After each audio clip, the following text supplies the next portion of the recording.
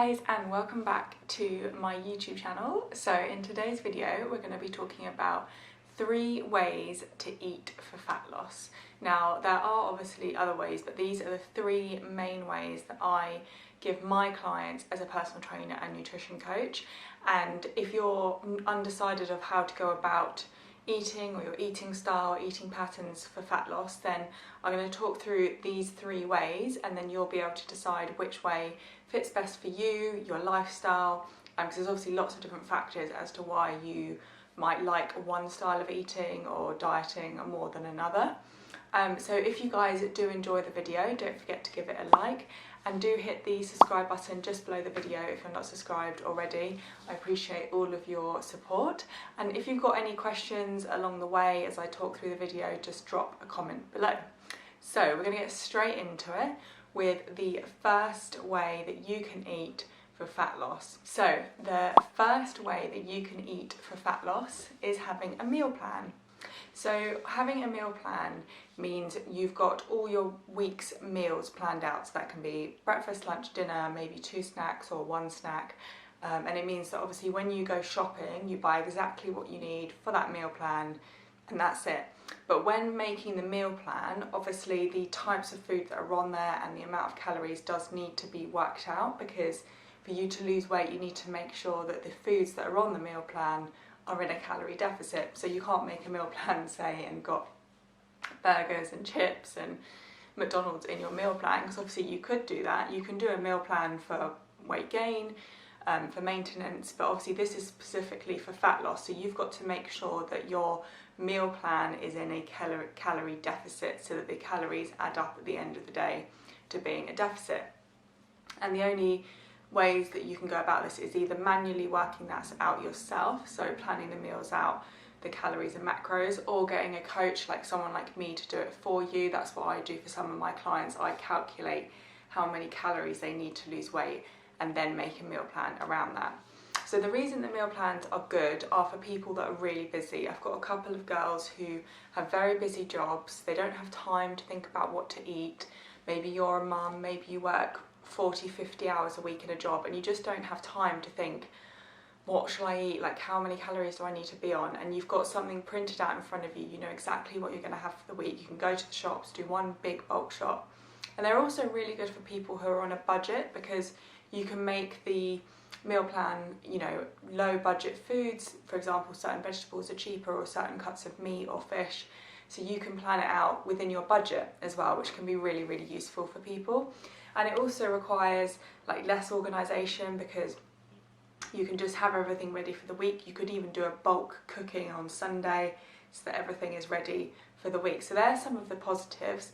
The negatives of a meal plan are that it doesn't give you that flexibility. So for example, if your friend calls you up and says, oh, let's go out for pizza tomorrow night, or a meal somewhere, you've got your meal plan. It's like, how am I going to change that and fit that around this? Or the other thing is, like, if you miss a meal because, I don't know, a meeting runs over at work, so you don't get time to eat your lunch, and then you've got to try and fit that meal in somewhere else in the day because you've got to follow the meal plan, that can be quite inconvenient. And it also doesn't give you that flexibility to be intuitive. So say you've got on your meal plan chicken for dinner, and then it comes to dinner and you're like, I really don't want chicken today, but that's what's on your meal plan. So it's not very intuitive eating, because it's following that structure of what is written out for you. But as I said, lots of people really like them because it gives them that structure and that routine, and they can be organised and they can focus on other things in their lives when they don't have the time to focus on the diet. Obviously you can do different styles of meal plans as well, which is great. You could do a vegan one, a vegetarian one, a gluten-free one, a paleo one. So there's lots of different ways you can eat on a meal plan. Mediterranean diet, low GI, there's loads of different types of meal plans that you can have. You can also incorporate eating patterns within this. If you wanted to do intermittent fasting, for example, you can incorporate that into a meal plan. You just have to obviously make sure the meals work around the intermittent fasting, working out how long you're going to fast for and what your eating window is going to be. Obviously, intermittent fasting is not a diet, it's just a pattern of eating. So my second way of eating for fat loss is IIFYM, which some of you might have heard of, which stands for if it fits your macros, or flexible dieting, or macro tracking. Those are the different terms that you may have heard thrown about.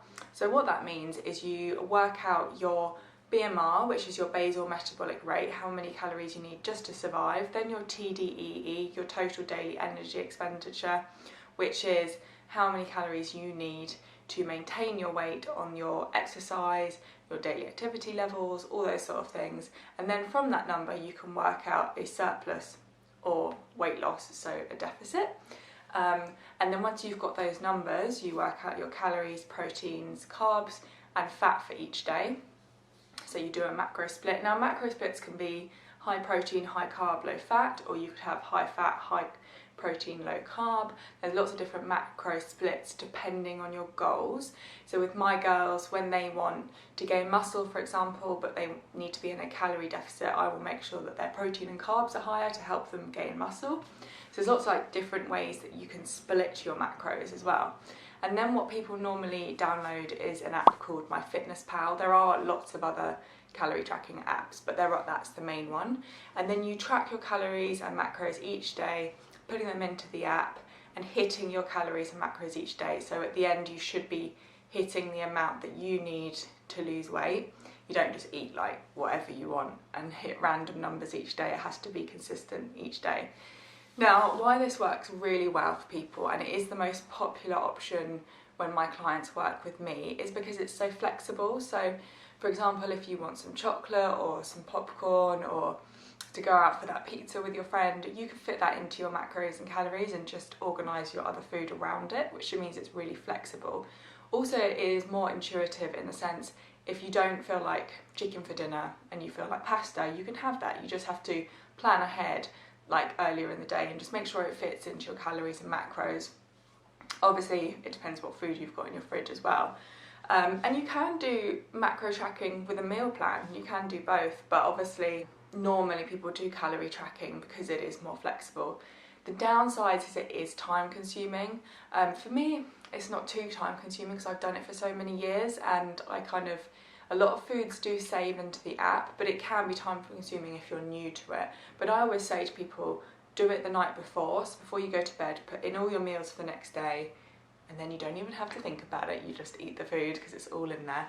And you can change things around if you want to last minute. If you want to change your snack up, you can do that. So it is nice and flexible, hence why it's known as flexible dieting. Again, you can incorporate this into a certain eating pattern, so you can do intermittent fasting with macro tracking, you can do vegan diet, you can do vegetarian, gluten-free, Mediterranean, paleo, whatever you want around tracking, it still works, which is another great thing about it. The other negative thing about tracking is that you do need an app, so you're going to have to always have your phone on you and you're going to have to always be tracking, which for some people, they don't want to be on their phone, they don't want to be tracking all the time, they'd rather just have a piece of paper with their meal plan. Or my third way that I'm going to tell you in a minute is another way that you can do it. So that's another reason that some people don't like it. But again, I always say try these options out to see what works best for you. And if you're unsure of how many calories and macros you should be eating for your goals, my email is down below on my website, and one of my services I offer is macronutrient profiling, so you can get your personalised macros. You can get a healthy shopping list from me, meal ideas, recipes. It comes as a whole package. So if you want your macros and calories, drop me an email. Right, we're going to go on to the third way that you can eat for fat loss. So my third way of eating for fat loss that I give my clients is using your hands as guides for portions, or using specific things. It could be like a tennis ball as portion guides. So you're more looking at portion size rather than tracking calories or planning the foods out. And the good thing about this is if you use your hands as guides, you've always got your hands with you. So it's not like you have to carry your phone with you or your meal plan. So this can be really useful. And how it works is when you're having a meal, you should have your thumb is how much fat there should be. Your palm is how much protein, and a cupped hand is how much carbs. Your fist is how much veg. So very easy to follow. And the reason this also works so well is your hand size is normally relative to like how big you are as a human. So if you're quite short, your hands will be quite small, therefore you need less food. If you're very tall and big, you'll have bigger hands, and therefore you need more food to survive, because you're a bigger person, you need more energy, you need more calories to live.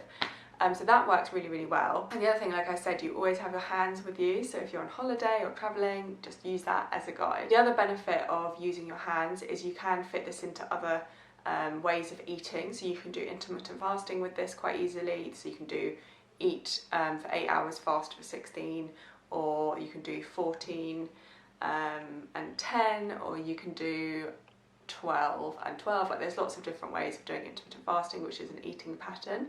Again, with this style of eating, using your fists and your hands to remind you what to eat, is you can follow certain diets in the way that you can do vegan, vegetarian, gluten-free, low GI, Mediterranean, paleo, all of those types of diets you can do by just using your hands. Now, this isn't something I normally recommend straight away. If you need to lose quite a lot of weight, it's probably best to kind of educate yourself more about food, because obviously you might just think, oh, I'll go to McDonald's and use my hands as a guide and still eat McDonald's.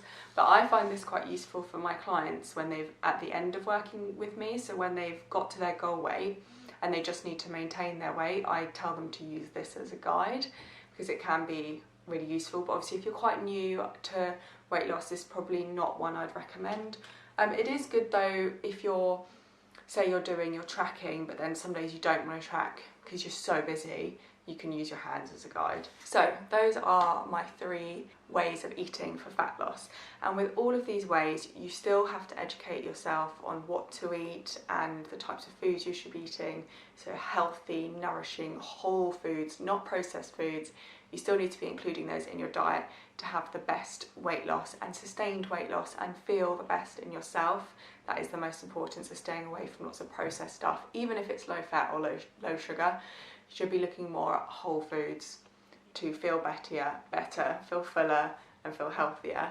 But if you guys, like I said earlier in the video, if you guys want any help with all of this, I'm an online coach and person-to-person coach as well if you live in the Kent area in England. But otherwise I do lots of online work as well, and all my information is in the description box. And if you guys enjoyed the video, don't forget to give the video a like, and also hit that subscribe button just below if you're not subscribed already. I really, really appreciate all of your support. I'm trying to get to 8k, so hopefully you can help me. And yeah, I will see you guys in my next video.